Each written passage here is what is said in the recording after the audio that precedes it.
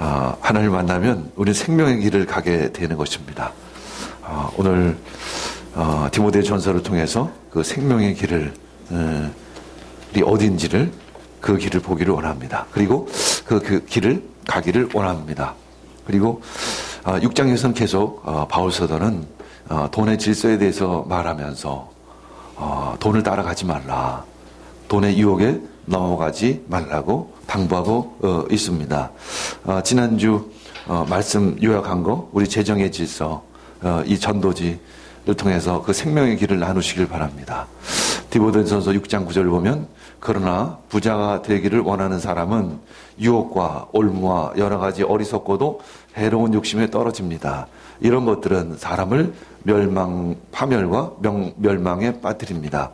6장 9절에는 부자가 되기를 원하는 사람에게 당부하는 말씀이었고, 이제 오늘 말씀 중에 일부분은 부자인 사람에게 또한 당부하는 말씀이 들어 있습니다.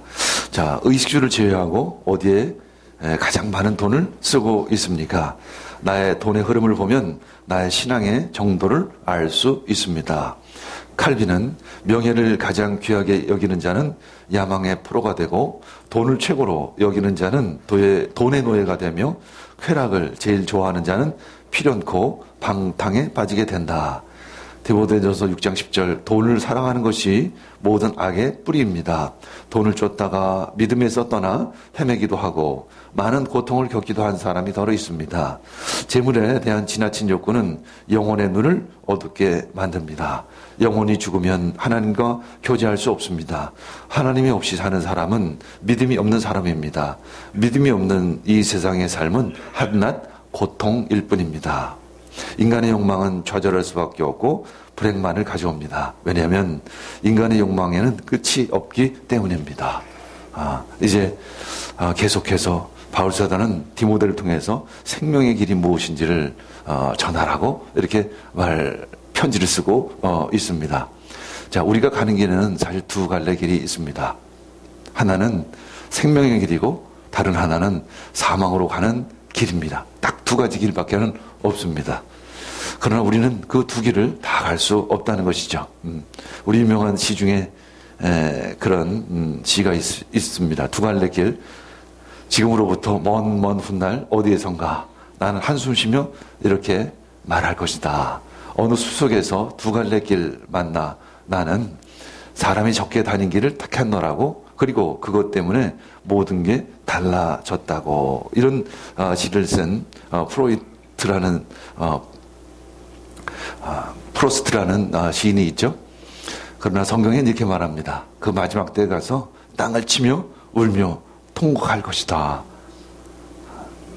사망의 길을 간 사람은 땅을 치며 울며 통곡하게 될 것이라는 것입니다. 바리새파 사람 가운데 니고데모라는 사람이 있었습니다. 그가 예수님께 와서 그 생명의 길이 어디 있느냐, 생명의 길을 어떻게 갈 수 있느냐, 이런 질문을 했습니다. 그때 예수님께서는 내가 진정으로 너에게 말한다. 누구든지 거듭나지 아니하면 하나님의 나라를 볼 수 없다. 이렇게 말씀을 해 주셨습니다. 예수님께서 그 생명의 길을 보여주시기 위해서 이 땅에 오셨습니다. 우리를 사랑하시기 때문에 하나님은 우리를 만나기를 원하시는 것입니다. 하나님을 만나러 가는 길이 바로 생명의 길입니다. 그런데 또 한 길이 있습니다. 우리를 유혹하는 또 다른 길이 있다는 것이죠. 그것은 돈을 따라가는 길입니다. 오늘 이 말씀이 꼭 세상 사람들만을 향해 전해지는 말씀이라고 생각하지 않기를 원합니다. 여러분들 역시 부분적으로 돈을 사랑하기에 내 영혼의 눈이 가리워지는 부분이 있다는 것이죠. 우리들의 눈이 더 맑아지길 원합니다. 더 밝아지기를 원합니다. 13절 읽겠습니다. 나는 만물에게 생명을 주신 하나님 앞과 본디오 빌라에게 훌륭하게 증언하신 그리스도 예수 앞에서 그대에게 명령합니다. 사도 바울은 이제 확신에 차서 디모데에게 계속 가르치고 있습니다. 확신을 가지라는 것입니다. 믿음을 가지라는 것이죠. 아니 디모데가 믿음이 없었겠습니까? 믿음이 있었음에도 불구하고 다시 한번 말하는 것입니다. 믿음을 가지라. 확신을 가지라.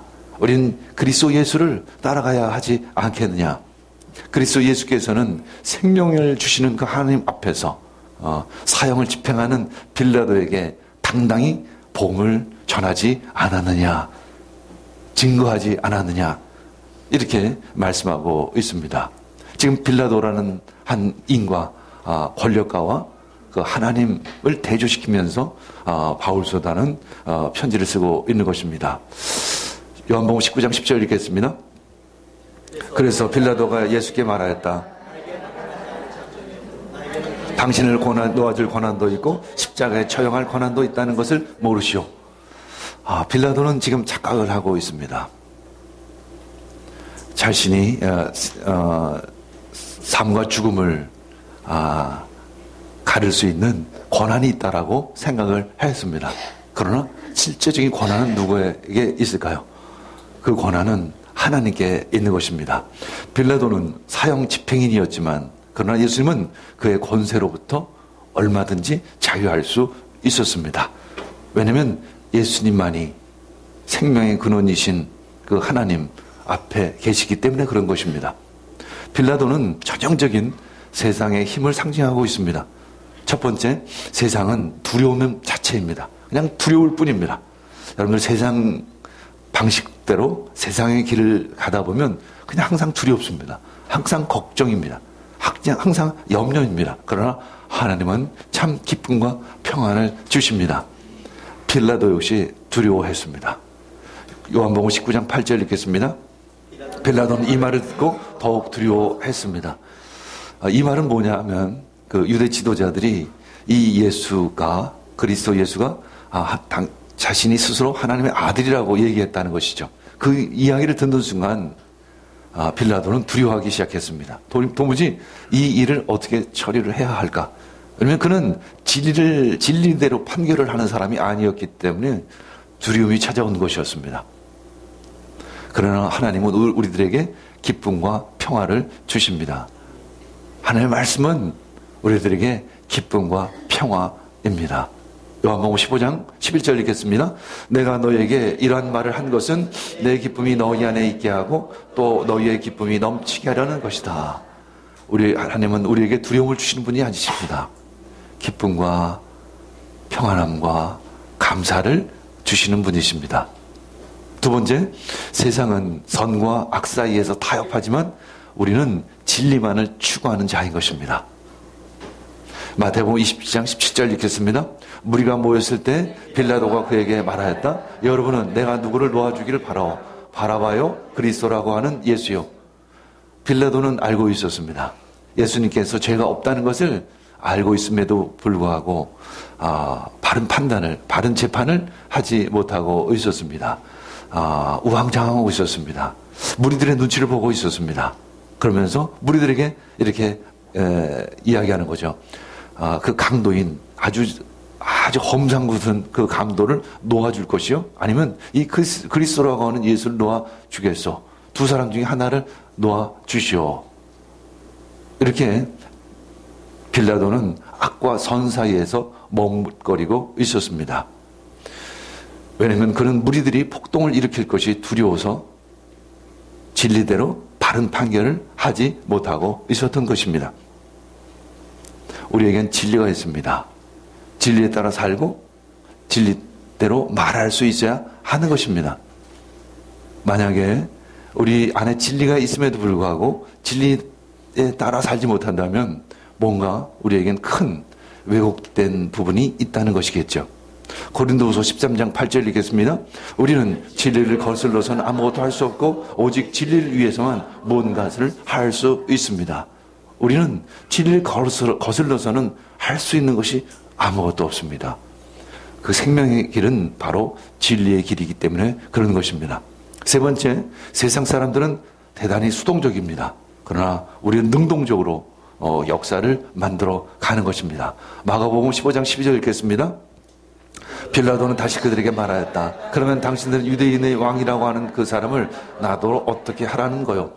빌라도는 자신이 재판할 책임이 있음에도 불구하고 그것을 무리들에게 떠넘기고 있는 모습을 봅니다.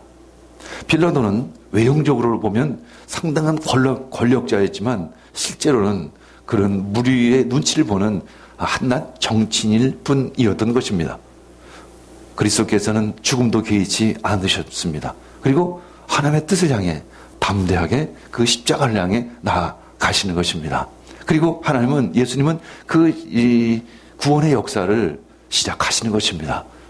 역사를 만들어 가시는 것입니다. 마태복음 26장 46절 읽겠습니다. 일어나서 가자. 보라, 나를 넘겨줄 자가 가까이 왔다. 네 번째, 세상은 책임을 회피합니다. 그러나 성도는 온 인류를 품에 안는 것입니다. 마태복음 27장 24절 읽겠습니다. 빌라도는 자기로서는 어찌할 도리가 없다는 것과 또 밀란이 일어나려는 것을 보고 물을 가져다가 무리 앞에서 손을 씻고 말하였다. 나는 이 사람의 피해에 대하여 책임이 없으니 여러분이 알아서 하시오. 참 빌라도는 무책임한 사람이었습니다. 바른 판결을 하지 못하고 무리들의 눈치를 보고 그들에게 또 넘겨버린 것이었습니다. 그러면서 물을 가져다가 손을 씻는 것입니다. 나는 이것에 대해서 전혀 책임이 없다는 것이죠. 빌라도는 자신의 책임을 회피했지만 예수께서는 온 인류의 죄를 대신 감당하신 것입니다. 요한복음 19장 30절 예수께서 신 포도주를 받으시고 다 이뤘다 하고 말씀하신 뒤에 머리를 떨어뜨리고 숨을 거두셨습니다. 우리는 크리스찬입니다. 우리는 생명의 길을 가는 사람입니다. 우리 안에는 진리가 있습니다. 우리는 진리대로 사는 사람인 것입니다. 우리는 빌라도와 같은 사람이 아닙니다. 우리는 빌라도와 같은 권력, 돈을 추구하는 사람이 아닌 것입니다. 그 모든 것은 한낱 도구일 뿐인 것입니다. 만약에 돈과 명예와 권력을 추구한다면 우린 비겁해질 수밖에 없고 두렵게 이 땅을 살아갈 수밖에 없는 것이죠. 만물에게 생명을 주시는 그 하나님, 바울서도는 당당하게 이렇게 말씀하고 있는 것입니다. 우리들도 이러한 신앙 고백이 있어야 하는 것입니다. 만물에게 생명을 주시는 그 하나님, 그 고백을 가지고 이 땅을 살아가시기를 원합니다. 절대 돈이 나의 근원이 될 수 없다는 것입니다. 그것을 위해 산다면 우리는 사망의 길을 가게 될 것입니다. 사도행전 3장 15절 읽겠습니다. 그래서 여러분은 생명의 근원이 되시는 주님을 죽였습니다. 그러나 하나님께서는 그를 죽은 사람들 가운데서 다시 살리셨습니다. 우리는 이 일의 증인입니다. 그리스도 예수의 부활은 바로 하나님의 생명의 근원이 되심을 보여주는 사건인 것입니다. 생명은 빌라도에게 속한 것이 아닙니다. 참 권세는 세상에 속한 것이 아닙니다. 그것은 하나님께 속해 있는 것입니다. 그러나 사탄은 계속 우리를 돈으로 유혹합니다. 돈으로 넘어지게 하는 것입니다. 여러분들, 돈에 넘어가지 않기를 원합니다. 돈은 도구일 뿐인 것입니다. 돈을 따라서 가는 길은 사망의 길인 것입니다. 그것은 바로 가룟 유다의 길을 따르는 길이라는 것입니다. 마지막에 가룟 유다는 넘어진 것입니다. 무엇 때문에? 돈 때문에 넘어진 것이라는 것입니다. 여러분들, 여러분들의 믿음을 지키시기를 원합니다. 돈 때문에 넘어지는 일이 없기를 원합니다. 한국교회가 이렇게 힘든 이유도 사는 돈 때문인 것이죠. 돈이 없어서입니까? 아닙니다. 돈이 너무 많아서 그것을 감당하지를 못하고 있는 것입니다. 사도행전 3장 16절 읽겠습니다. 그런데 바로 이 예수의 이름이 여러분이 지금 보고 있고 잘 알고 있는 이 사람을 낫게 하였으니 이것은 그의 이름을 믿는 믿음을 힘입어서 된 것입니다. 예수로 말미암은 그 믿음이 이 사람을 여러분들 앞에서 이렇게 완전히 성하게 한 것입니다. 안진뱅이가 일어나는 것입니다. 생명이 임한 것입니다. 예수 그리스도의 이름으로 명하니 모든 사망은 떠나갈지어다. 모든 질병은 떠나갈지어다. 우리에게는 증거가 있습니다. 바로 니아스 미션 가운데 행하시는 하나님의 생명의 능력인 것입니다. 우리 21차 니아스 미션 때 많은 질병이 치유되는 것을 보았습니다. 걷기가 어려운 사람이 벌떡 일어났었습니다. 잘 들리지 않는 분이 귀가 열리기 시작했습니다. 우린 그것을 눈으로 보았던 것입니다. 바로 질병이 사라지는 것은 하나님의 생명이 임했기 때문에 그런 것입니다. 질병이 낫는 것 이상으로 우리들의 믿음이 더 굳건해져야 하는 것입니다. 생명은 하나님에 속한 것이다. 우리 교회 가운데 임하시는 그 하나님의 생명의 능력 우리는 보고 있습니다. 회복과 치유의 역사, 평화, 기쁨, 우리는 그것을 누리고 있는 것입니다. 물론 아직 나의 문제가 완전히 해결된 것은 아닙니다. 그러나 우리는 그것이 해결될 것이라는 그 믿음을 가지고 있는 것입니다. 시편 56편 13절 읽겠습니다. 주님께서 내 생명을 죽음에서 건져주시고 내가 생명의 빛을 받으면서 하나님 앞에서 건질 수 있게 내 발을 지켜주셨기 때문입니다. 다윗이 이 시편을 쓸 당시에는 아직도 원수의 손아귀에 있을 때입니다. 그럼에도 불구하고 다윗은 이것을 완료형으로 이미 구원받은 것으로 표현하고 있습니다. 다윗은 믿음이 있었던 것입니다. 아직 미래의 구원, 완전히 구원이 성취될 것이지만 이미 그 구원은 시작되어 있었다는 그런 확신이 있었던 것입니다. 우리는 두려워하지 말아야 하는 것입니다. 왜 두려워하십니까? 왜 걱정하십니까? 왜 염려하십니까? 새 생명의 근원이신 하나님이 우리와 함께 하십니다. 기쁨과 감사로 살아가시기를 축복합니다. 사도 바울은 디모데에게 당부하는 것입니다. 두려워하지 말라는 것이죠. 죽음조차 두려워하지 말라는 것입니다. 왜냐하면 당시에는 많은 핍박이 있었기 때문에 그런 것입니다. 때로는 순교를 당하기도 하는 것입니다. 그러나 두려워하지 말라는 것이죠. 두려워 말고 가르치라. 두려워 말고 사역하라는 것입니다. 진리를 전하라는 것입니다. 생명의 근원이신 하나님이 너와 함께 하시지 않느냐. 이것은 디모데에게 향하는 가르침 이전에 바울 사도 자신의 신앙 고백인 것입니다. 자신이 그런 확실한 믿음이 있기 때문에 당당하게 확신에 차서 지금 디모데에게 편지를 쓰고 있는 것입니다. 14절 읽겠습니다. 그때는 우리 주 예수 그리스도께서 나타나실 때까지 그 계명을 지켜서 흠도 없고 책망받을 것도 없는 사람이 되십시오. 예수 그리스도께서 나타나실 때까지 아직은 그분이 우리 앞에 안 계신 것처럼 느껴지고 아직은 그 구원의 성취가 이루어지지 않은 것처럼 느껴질지라도 그분이 나타나실 때까지 그 계명을 지키라는 것입니다. 흠도 없고 책망받을 거 없는 사람이 되라는 것입니다. 너의 신앙 고백을 든든히 지키라. 두려워 말라. 아마도 디모데는 좀 마음이 약한 사람이었던 것 같습니다. 바울 사도는 반면에 굉장히 심적으로도 강한 사람이었던 것이죠. 그래서 디모데에게가 항상 마음에 걸렸던 것입니다. 그래서 디모데에게 강하라, 담대하라 이렇게 말하고 있는 것입니다. 그것은 바로 12절에 앞에서 말한 12절의 말씀을 다시 한번 당부하는 것입니다. 믿음의 선한 싸움을 싸우십시오. 영생을 얻으십시오. 하나님께서는 영생을 얻게 하시려고 당신을 부르셨습니다. 그대는 많은 증인들 앞에서 훌륭하게 신앙 고백을 했습니다. 그 신앙을 지키십시오. 어떤 곳에서도 흔들리지 마십시오. 돈이나 권력에 의해서도 흔들리지 마십시오. 라고 당부하고 있는 것입니다. 15절 읽겠습니다. 정한 때가 오면 하나님께서 주님의 나타나심을 보여주실 것입니다. 하나님은 찬양받으실 분이시오 오직 한 분이신 통치자시오 만왕의 왕이시오 만주의 주이십니다. 정한 때가 오면 하나님께서 나타나실 것입니다. 마치 아침 해가 떠오르는 장면을 연상하게 됩니다. 이 강화도에 가면 석양을 기다리는 사진 작가들이 있습니다. 그러나 우리는 떠오르는 태양을 기다리는 자인 것입니다. 그리스도의 나타나심을 기다리는 자들인 것입니다. 오직 한 분, 오직 한 분. 이건 이 지상의 어떤 권세보다 하나님의 권세가 우월하다는 것을 나타내는 것입니다.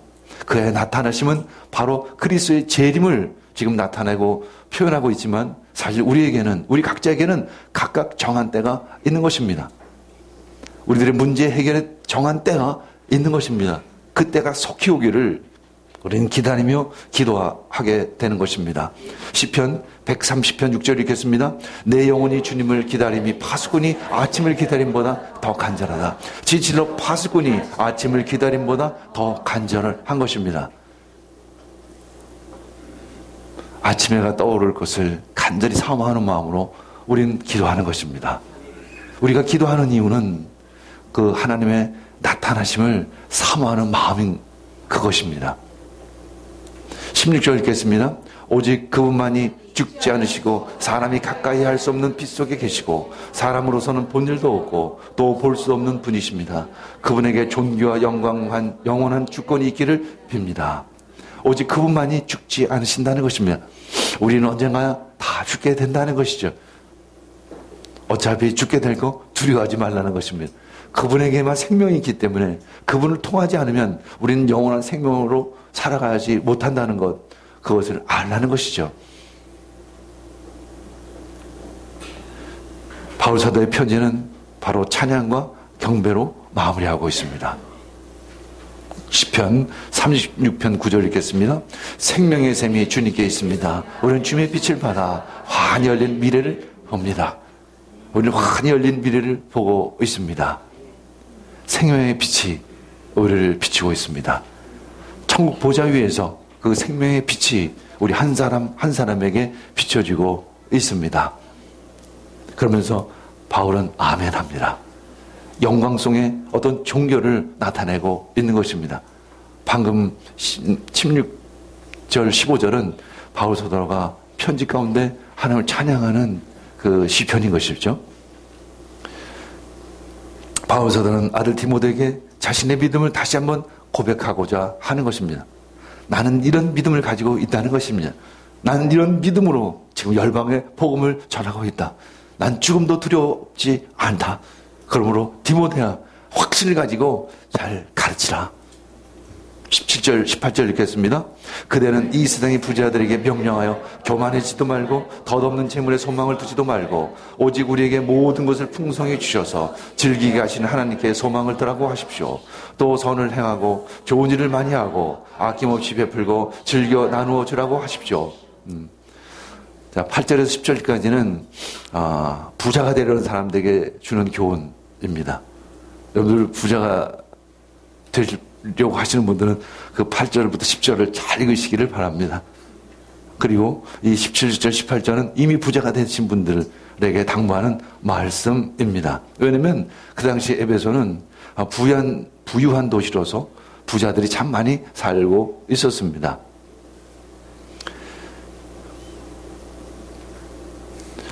첫 번째, 마음을 높이지 말라.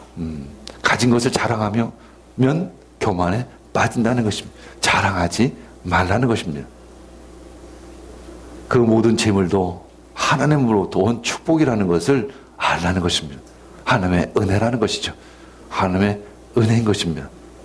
두 번째, 덧없는 재물에 소망을 두지 말라.